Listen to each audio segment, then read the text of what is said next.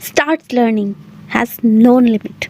अभी से पढ़ना लिखना शुरू करें और अपने सपने पूरे करें, क्योंकि पढ़ने लिखने की कभी कोई उम्र नहीं होती।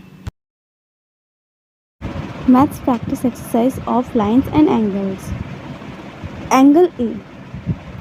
एंगल ए पर जो लाइंस बनी हुई है, dot A B, angle O, इसे हम बोलते हैं एंगल। ओके, इसे हम एंगल नेम से जानते हैं। नंबर बी, लाइन पर 3 डॉट्स हैं। It means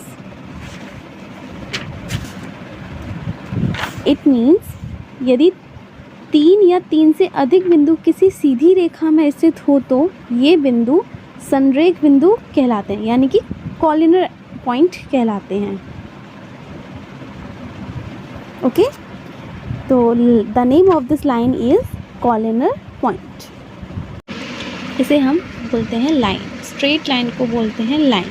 okay, angle E पर जो एंगल बना हुआ है सीधा, इसे हम बोलते हैं 90 डिग्री एंगल, यानी कि राइट कोण।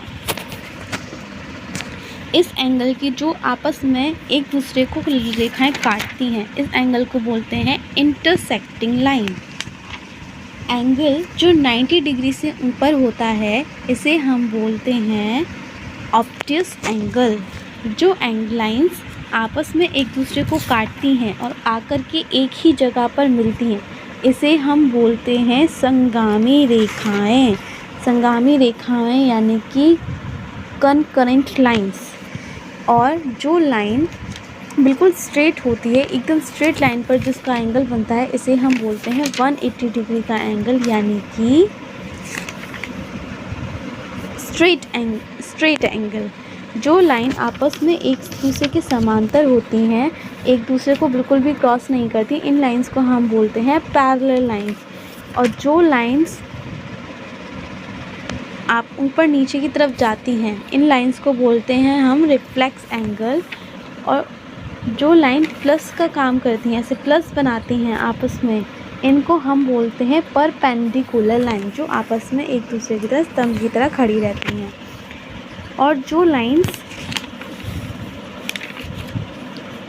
जो एंगल बीच में एक एंगल इसमें कट करता है, ठीक है, इस एंगल को हम बोलते हैं एडजेसेंट एंगल। ओके, और ये जो एंगल है 90 डिग्री से कम एंगल, इसको हम बोलते हैं सप्लीमेंट्री एंगल। यदि वो कोणों का योग जो 180 डिग्री हो तो ये दोनों कोणों पूरक कोण कहलाते हैं। पी नंबर पर जो है वो है, इस एंगल को हम बोलते हैं वर्टिकल एंगल, जो आपस में क्रॉस करते हैं लाइंस को। इस एंगल को हम बोलते हैं करस्पॉन्डिंग एंगल।